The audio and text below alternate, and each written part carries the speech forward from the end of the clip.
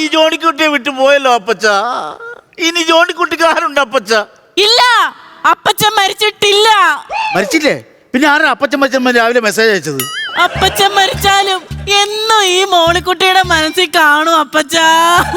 ആറ് കൂട്ടായിരുന്നു. ഞാൻ മന്നേന് മുമ്പേ ഇവിടെ വന്ന് സ്വത്തം വീതിച്ചെടുക്കാൻ വേണ്ടി നേരത്തെ വന്ന് പ്ലാൻ ചെയ്തിരിക്കുവോ.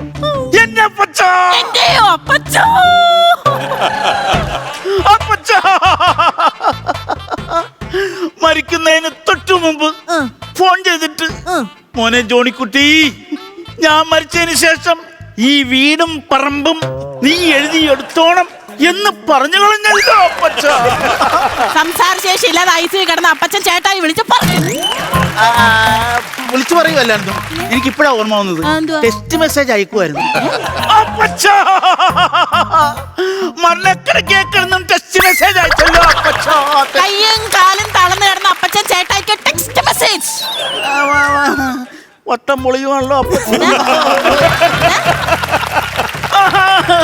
ഇപ്പോഴല്ലേ ഞാൻ ഓർത്തത്.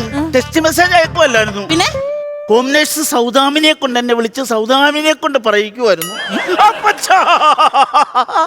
ഹോം നേഴ്സ് സൗദാമിനോട് പറഞ്ഞ്, മോനെ ജോണിക്കുട്ടി, നീ വീടും പറമ്പ് നീ തന്നെ എടുത്തോണമെന്ന് പറഞ്ഞ് കളഞ്ഞല്ലോ അപ്പച്ച. പറഞ്ഞു ഹോം നേഴ്സ് സൗദാമിനെ കൊണ്ട് എന്നെയും വിളിപ്പിച്ചല്ലോ അപ്പച്ച. ചേട്ടായി കട്ട് ചെയ്ത ഉടനെ എനിക്ക് കോള് വന്നായിരുന്നു. സൗദാമിനെ ഇട്ട് കൊടുത്തപ്പോ അവൾ അതിൽ പിടിച്ച് കയറിയാണ്. എന്ത് പറഞ്ഞു? വീടും പറമ്പും ജോണിക്കുട്ടിക്ക് കൊടുത്തു, പക്ഷെ പെട്രോൾ പമ്പും ബാങ്കും അത് മോളിക്കുട്ടി നീ തന്നെ നോക്കണമെന്ന് പറഞ്ഞല്ലോ. പോയല്ലോ അപ്പച്ചനാണോ? പെട്രോൾ പമ്പും ബാങ്കും പോയല്ലോ. അപ്പച്ചൻ പോയല്ലോ. അയ്യോ, എന്നാ ഞാനിത് സത്യം പറയാം. എന്താ സത്യത്തെ അപ്പച്ചൻ എന്നെ വിളിച്ചില്ലായിരുന്നു. പക്ഷെ എന്നെ വിളിച്ചായിരുന്നു കേട്ടോ. അങ്ങനെ പറയരുത്, അങ്ങനെ പറയരുത്. ഞാൻ വിളിച്ചിട്ടില്ലെന്ന് പറഞ്ഞാൽ നീയും വിളിച്ചിട്ടില്ലെന്ന് പറയണം. അതാണ് ഹീറോയിസം. ഇല്ല, എന്നെ വിളിച്ചായിരുന്നു. സത്യമായിട്ട് എന്നെ വിളിച്ചായിരുന്നു. എന്നിട്ട് പറഞ്ഞു ബാങ്കും പെട്രോൾ പമ്പും മോളെ നീ എടുത്തോളന്ന് പറഞ്ഞായിരുന്നു. എടി മോളിക്കുട്ടിക്ക് നിനക്ക് നാണോട്ടടി. എന്താ നീ ഇപ്പൊ കയറി വന്ന് അധികാരം ചോദിക്കാനായിട്ട്? എടി എന്നെ അപ്പനെ ധിക്കരിച്ച് നീ കണ്ടവന്റെ കൂടെ ഇറങ്ങിപ്പോയതല്ലേ? ഇറങ്ങിപ്പോയാലും അപ്പച്ചൻ എന്നോട് സ്നേഹം ഉണ്ടായിരുന്നു. ഇല്ലായിരുന്നേ അപ്പച്ചന്റെ പെട്രോൾ പമ്പിന് എന്റെ കുഞ്ഞിന്റെ പേര് ഇടത്തില്ലായിരുന്നു. നിന്റെ കുഞ്ഞിന്റെ പേര് ഇന്ത്യൻ ഓയിൽ എന്നാണോ? എന്നാ വേറെ കഥ പറയാം. സത്യം പറയാം, വേറെ സത്യം ഞാൻ പറയും. സത്യം പറ. അപ്പച്ചനോട് എനിക്കുള്ള സ്നേഹം കൊണ്ടാണ് എന്റെ കുഞ്ഞിന് അപ്പച്ചന്റെ പേരിട്ടത്. നിന്റെ കുഞ്ഞ് പെൺകുഞ്ഞല്ലേടി? നിന്റെ പെൺകുഞ്ഞിന്റെ പേര് അവറാൻ എന്നാണോ? അല്ല, അവറാൻ മോൾ. അവറാൻ മോളോ? അതെന്നാ മോളോ? അത് ഈ പാരസിറ്റാമോൾ ഡ്രൈമോൾ എന്നൊക്കെ പറയുന്ന പോലൊരു മോൾ. എന്താ എടി നിനക്ക് അപ്പച്ചനോട് എന്തെങ്കിലും സ്നേഹം ഉണ്ടായിരുന്നെങ്കിൽ അങ്ങനെ ജീവിച്ചിരുന്നപ്പോ നീ തുള്ളി വെള്ളം കൊടുത്തിട്ടുണ്ടോ? അയ്യോ എന്റെ കർത്താവേ, ഞാനിത് എന്തോ കേൾക്കുന്ന തുള്ളി വെള്ളം ഞാൻ കൊടുത്തിട്ടുണ്ടെന്ന് നാട്ടുകാരെ നിങ്ങൾ ഓരോരുത്തരും കേൾക്കണം. ഞാൻ വീട്ടിൽ മീൻ മേടിച്ചോണ്ടെന്ന് അറിഞ്ഞ അപ്പ ഓടി വരും എന്റെ വീട്ടിൽ അപ്പച്ചൻ. മീൻ മേടിച്ചെന്ന് പറഞ്ഞാൽ ഓടി വരാൻ ഇരിക്കണം കണ്ടാമ്പൂച്ചയാണ്. അല്ല, അത്രയ്ക്ക് സ്നേഹം ഉണ്ടായിരുന്നു അപ്പച്ചനോട്. സ്നേഹത്തിന്റെ കാര്യം നീ പറയലും. കൂടുതൽ സംസാരിക്കല്ലേ. നമ്മുടെ കുടുംബ വക്കീൽ ഇങ്ങോട്ട് വരട്ടെ. എന്നിട്ട് തീരുമാനിക്കാം. ഒരപ്പം മരിച്ചപ്പോ മകള് കയറി വന്നേക്കണം കണ്ടോ? ഫാഷൻ പരേഡിന് വന്ന വഴിക്ക്. ഇതാണോടി നീ അപ്പന്റെ മരണത്തിന് വന്നാണോ കല്യാണത്തിന് വന്നോ? ചേട്ടാ, അത് എന്താണെന്നറിയാമോ? ഞാൻ ഇവിടുന്ന് ചാടി പോയതല്ലേ. അപ്പൊ അന്ന് മെനക്ക് ഒരുങ്ങാനോ വീഡിയോക്ക് പോസ്റ്റ് ചെയ്യാനോ പറ്റിയില്ല. പക്ഷെ ഈ മരണം അത് ഞാൻ ഷൈൻ ചെയ്യും.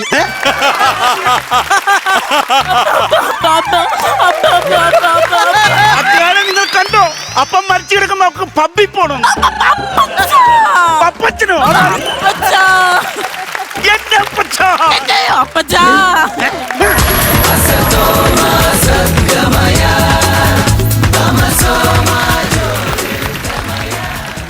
ജോണിക്കുട്ടി, എപ്പോ എടുക്കാനാ പ്ലാൻ? 10 മണി കഴിഞ്ഞാൽ എപ്പോ വേണം എടുക്കാം. അതുവരെ പോകേണ്ട കാര്യമുണ്ടോ? നമുക്കൊരു 9:30 എടുക്കാൻ പാടില്ലേ? 9:30 എടുത്താൽ ബ്ലാക്കിൽ എടുക്കണ വരും. വിവരയിലെ കൂടുതൽ പൈസ കൊടുക്കേണ്ടി വരും. ബ്രാൻഡ് മേടിക്കുന്ന കാര്യമല്ല ചോദിച്ചത്. നിന്റെ അപ്പന്റെ ബോഡി എപ്പോ എടുക്കുന്ന ചോദിച്ചത്. ഒരു കാര്യം ആങ്ങളോടും പെങ്ങളോടും ഞാൻ പറയാൻ കേട്ടോ. ഇങ്ങോട്ട് വന്നപ്പോ പുറത്തുനിന്ന് നോക്കിയപ്പോ നല്ലൊന്നാന്തരം മരണം നടന്ന ഒരു വീടാന്നുള്ള ഫീൽ ഇല്ല. എന്നോടാ എന്റെ അപ്പച്ചൻ പോയല്ലോ.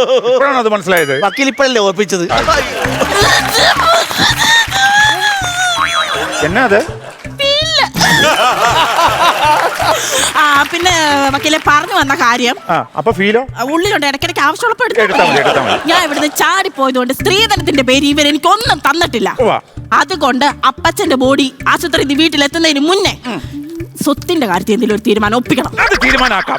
മോളിക്കുട്ടി എന്നെ പ്രതീക്ഷിക്കുന്നേ? പെട്രോൾ പമ്പും ബാങ്കും അതെനിക്ക് തന്നെ വേണം. കമ്മീഷന്റെ കാര്യം ഓർത്ത് ടെൻഷൻ അടിക്കേണ്ട, 2% ഞാൻ തന്നിരിക്കും. എന്നാ പെട്രോൾ പമ്പിന്റെയും ബാങ്കിന്റെയും ആധാരത്തിന്റെ ഡേറ്റ് തീരുമാനിച്ചോ? പിന്നെ ജോണിക്കുട്ടി പാമ്പും കോണി എനിക്ക് വേണം. പാമ്പും ചെമ്പും എനിക്ക്. അവളെന്നാ പറഞ്ഞത്? പെട്രോൾ പമ്പും ബാങ്കും ഒക്കെ വേണമെന്നോ? അതെനിക്ക് വേണം. 3% കമ്മീഷൻ വക്കീലിന് ഞാൻ തന്നിരിക്കുന്നു. എപ്പോ തന്നു? തന്നു കൂട്ടിക്കോ. എന്നാ പിന്നെ പമ്പും ബാങ്കും നിനക്ക് കിട്ടി. അതാണിക്കോ മോളിക്കുട്ടി 4%. ജോണിക്കുട്ടി 5%. ഇത് പെടുവുള്ളൂ കേട്ടോ. ഞാൻ പെടുവുള്ളൂ. നിങ്ങൾ ആരെങ്കിലും ഒരു വിട്ടുവീഴ്ച ചെയ്യോ? കുറച്ചെങ്കിലും വിട്ടുവീഴ്ച ചെയ്യും വക്കീലെ. അതാണ് മോളിക്കുട്ടി. എന്റെ ചേട്ടായി എനിക്ക് വേണ്ടി വിട്ടുവീഴ്ച ചെയ്യും. വക്കീലിന് അറിയാമോ, പണ്ട് പാടവരമ്പത്തിലൂടെ ഒരു ഓലക്കൂടയും എടുത്ത് ആ ഓലക്കൂടെ വരമ്പത്ത് വെച്ചിട്ട് മാട്ടലിട്ട് കയറുവാ.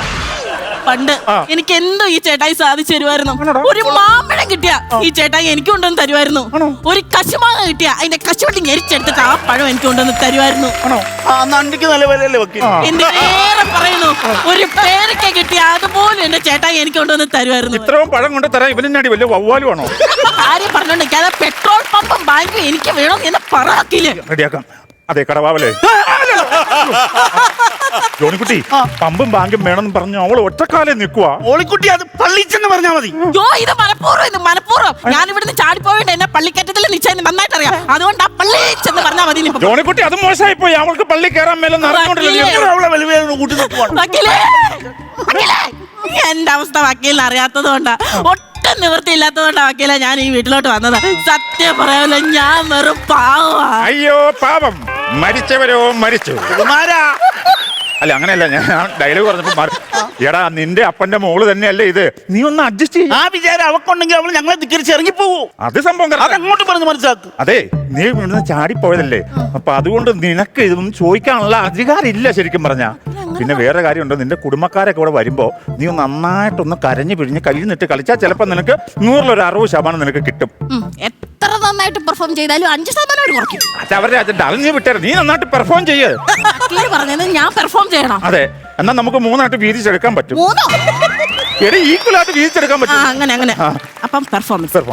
എന്നെ ദൈവമേ, ഞാനിത് എങ്ങനെ സഹിക്കും? എന്നെ ദൈവമേ, അപ്പച്ചാ എനിക്ക് സഹിക്കാൻ പറ്റുന്നില്ല. എന്റെ അപ്പച്ച ഇന്നലെയും കൂടെ വരാന്ന് പറഞ്ഞല്ലായിരുന്നോ? കൈ നിട്ട് കളിച്ചപ്പോ ഇന്നലെയും കൂടെ വരാന്ന് പറഞ്ഞല്ലായിരുന്നോ എന്റെ അപ്പച്ചാ? ഞാനെങ്ങനെ കാണും, ഞാനെങ്ങനെ കേക്കും, ഞാനെങ്ങനെ മിണ്ടും എന്റെ അപ്പച്ചോ? കവിത നിർത്തിയിട്ട് കരച്ചില്. അയ്യോ, ഇനി ഞാൻ എന്റെ അപ്പച്ചന്റെ മുഖത്ത് നോക്കി ഞാൻ എങ്ങനെ തികച്ച അപ്പച്ചാന്ന് വിളിക്കും? എനിക്കൊരു തരത്തിൽ പറ്റുന്നില്ല വക്കീലേ, അപ്പച്ചാ. അയ്യോ, എനിക്ക് തയ്ക്കാൻ പറ്റുന്നില്ല എന്റെ തമ്പുരാനെ. നാട്ടുകാരെ, എനിക്ക് സ്നേഹം ഉണ്ടായിരുന്നു, നിങ്ങൾക്ക് മാത്രമേ മനസ്സിലാവത്തുള്ളൂ. അപ്പച്ചനെ ധരിപ്പിക്കേണ്ട കാര്യം എനിക്കില്ല. ഇന്ന് കാണുന്നതിന് ആളെ കടന്നതിന് കൈന്നിട്ട് കളിക്കണം. നീ കണ്ട വക്കീലെ 7% കമ്മീഷൻ ഞാനിങ്ങ് തരും. ആണോ? എന്നാ ഈ കേസിനെ കുറിച്ച് ഞാൻ എനിക്കിതൊരു തരത്തിൽ സഹായിക്കാൻ ഉള്ളവനില്ലാത്തവര് ബാങ്കും പെട്രോൾ പമ്പും കൊടുക്കണമെന്ന് ബൈബിളിൽ പറഞ്ഞേക്കുന്നത്. ഞാനിതെങ്ങനെ സഹിക്കാൻ എന്റെ പൊന്നു വക്കീലെ? എനിക്ക് സ്നേഹമില്ലെന്ന് മാത്രം വക്കീല് പറയരുത് കേട്ടോ. നാട്ടുകാരുടെ വീട്ടുകാരുടെ മുമ്പിൽ ഞാൻ തെളിക്കും എനിക്ക് എന്റെ അപ്പച്ചോട് സ്നേഹം ഉണ്ടായിരുന്നു. ഇല്ലാത്ത ബൈബിൾ വാചകം പറഞ്ഞ് സ്വത്ത് തട്ടിയിരുന്ന പരിപാടി 9% കമ്മീഷൻ വേണം. 9% ഉണ്ടോ? എന്ന് ഒന്നോടെ കേസ് പിടിക്കണം. ഞാൻ എങ്ങനെ സഹിക്കാന്നൊന്ന് പറഞ്ഞ അപ്പച്ചന്റെ സാറിന് ഞാൻ ആരെ കാണും? 60% പെർഫോമൻസ് ആയോ? 60-75 ആയതാണ്. നീ താഴത്തേക്ക് കൊണ്ടുപോവാ പെർഫോം ചെയ്തപ്പോട്ടോ. എനിക്ക് ഈ സംഭവം വല്ലതും വേണോ? അപ്പച്ചന്റെ സ്വത്ത് വല്ലതും വേണോ? ഇതുപോലെ കിടന്ന് പെർഫോം ചെയ്തിട്ട് കാര്യമില്ല, ലൈഫായിട്ട് ചെയ്യണം. ഞാനൊരു കാര്യം പറയാം. എന്തായാലും ഞാൻ നിങ്ങളുടെ കുടുംബ വക്കീലാണല്ലോ, ഞാനൊരു ഐഡിയ പറയാം. നിങ്ങൾക്ക് സമ്മാനം അതുപോലെ ചെയ്യാം. അതായത് ഈ സ്വത്തിന്റെ വീടും പുരയുടെ ബുക്ക് കൊടുക്കാം. അതുപോലെ തന്നെ ബാങ്ക് നിനക്ക് തരാം, പമ്പ് ഞാൻ എടുക്കും. പമ്പ് വിട്ടു വിഷയമില്ല. എന്നാലും പമ്പ് നിനക്ക് തരാം, ബാങ്ക് ബുക്ക് കൊടുക്കാം, വീട് ഞാൻ എടുക്കും.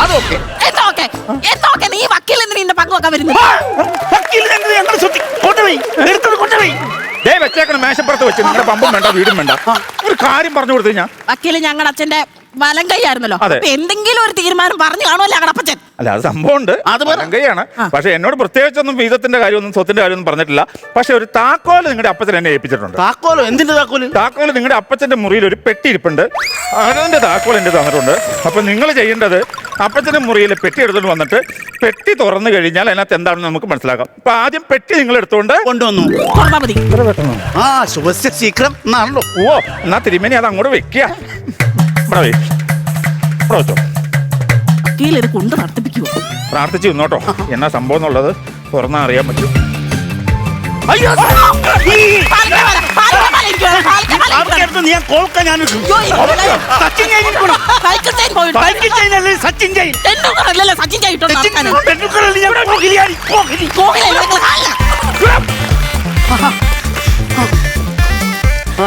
കൊള്ളാം, എല്ലാം മാറി എടുത്ത്. അതിനകത്തൊരു കത്തിരിപ്പുണ്ടായിരുന്നു. കത്തോ? ബാക്കി സ്വത്തിന്റെ വിവരമായിരിക്കും. കത്ത് വായിക്കാം. അപ്പച്ചന്റെ പ്രിയപ്പെട്ട മോളിക്കുട്ടിയും ജോണിക്കുട്ടിയും അറിയുന്നതിന് കണ്ടോ, ഇറങ്ങിപ്പോയാൽ എന്തോ എന്റെ പേര് ആദ്യം അപ്പച്ചൻ എഴുതിയേക്കുന്നത്. ഞാൻ മരിച്ചതിന് ശേഷമായിരിക്കും ഈ കത്ത് നിങ്ങൾക്ക് ലഭിക്കുക. ഈ പെട്ടിയിലുള്ള ആഭരണങ്ങൾ നിങ്ങളിപ്പോൾ തമ്മിൽ തല്ലി തലകീറി വീതം വെച്ചിട്ടുണ്ടെന്ന് അപ്പച്ചൻ അറിയാം. ഈ ആഭരണങ്ങൾ നമുക്ക് പാരമ്പര്യമായി കൈമാറി കിട്ടിയതാണ്. ഈ ആഭരണങ്ങൾ വിൽക്കുവാനോ ക്രയവിക്രയം ചെയ്യാനോ ശ്രമിക്കരുത്. അഥവാ അങ്ങനെ ശ്രമിച്ചാൽ പോലീസ് പിടിക്കും. അത് മുക്കുകൊണ്ടാണ്. ഒഴുങ്ങിയ തന്ത 25 ലക്ഷം രൂപ അപ്പച്ചന്റെ പേരിൽ ഫിക്സഡ് ഡിപ്പോസിറ്റ് ഇട്ടേക്കുന്ന കാര്യം മക്കൾക്ക് അറിയാലോ. സാഹചര്യത്തിന്റെ സമ്മർദ്ദം മൂലം ഹോം നേഴ്സ് സൗദാമിനിയുമായി ഊട്ടി, കൊടൈക്കനാൽ, ഗോവ, കുളു മണാലി തുടങ്ങിയ തീർത്ഥാടന കേന്ദ്രങ്ങളിൽ സന്ദർശിക്കുന്നതിനായി അപ്പച്ചൻ 25 ലക്ഷം പിൻവലിച്ചു. അതും വലിച്ച് അപ്പച്ചന്റെ വികാരവും വിചാരവും ജോണിക്കുട്ടി മനസ്സിലാക്കുമല്ലോ. വക്കീലേ, വിചാരം വെട്ട്. ആ മനുഷ്യന് വികാരം മാത്രമേ ഉള്ളൂ. ഈ കത്തിന് എനിക്ക് മനസ്സിലായി. ജോണിക്കുട്ടി, അപ്പച്ചൻ പണ്ടൊരു ലോറി ഡ്രൈവർ ആയിരുന്ന കാര്യം മക്കൾക്ക് അറിയാമല്ലോ. അത് നേരത്തെ അറിയാലോ. അപ്പച്ചൻ കേരളത്തിൽ മാത്രമല്ല ഇന്ത്യയിലെ മറ്റു സംസ്ഥാനങ്ങളിലും കേന്ദ്രഭരണ പ്രദേശങ്ങളിലും വണ്ടി ഓടിച്ചു പോയിട്ടുണ്ട്. അതിൽ സാമ്പത്തികമായി പിന്നോക്കം നിൽക്കുന്ന മണിപ്പൂരിലെ കോകിലയ്ക്കും ത്രിപുരയിലെ ചാന്ദിനിക്കും ചിറാപുഞ്ചിയിലെ ദീനാവാലിക്കും ബാങ്കും പമ്പും വീടും വീതം വെച്ചു കൊടുത്തു. വായിക്കട്ടെ. അപ്പച്ചനെ അടക്കം ചെയ്യുമ്പോൾ കുടുംബ കല്ലറയിൽ അടക്കരുത്. ജീവനോടെ ഞാനത് ചെയ്യില്ല. പ്രത്യേകം കല്ലറ കെട്ടി ഗ്രാനൈറ്റിൽ അപ്പച്ചന്റെ പേര് എഴുതി വെക്കാം. ഗ്രാനൈറ്റ് ഒരു കവളമണൽ വെച്ച് കുത്തി കത്ത്. വക്കീല്, അപ്പം ഞങ്ങൾക്കൊന്നുമില്ലേ? എന്നോട് ചോദിച്ചിട്ട് കാര്യമുണ്ട്. അപ്പച്ചനെ ഞാൻ പറയുന്നത് വക്കീലും കൊണ്ട് അറിഞ്ഞുള്ള പരിപാടിയല്ലേ. ഞങ്ങളുടെ സ്വത്ത് മുഴുവൻ ഇന്ത്യ രാജ്യം മുഴുവൻ വിരിച്ചു കൊടുത്തു. ഞാൻ അറിഞ്ഞിട്ടില്ല. ജോണിക്കുട്ടി, ഞാൻ ഒരു കാര്യം പറയട്ടെ. നിന്റെ അപ്പച്ചനൊരു വണ്ടി ഉണ്ടെന്നേ എനിക്കറിയാവുള്ളൂ. അത് നാഷണൽ പെർമിറ്റ് വണ്ടിയാണെന്ന് എനിക്കറിയാൻ പാടില്ലായിരുന്നു ജോണിക്കുട്ടി. വക്കീല്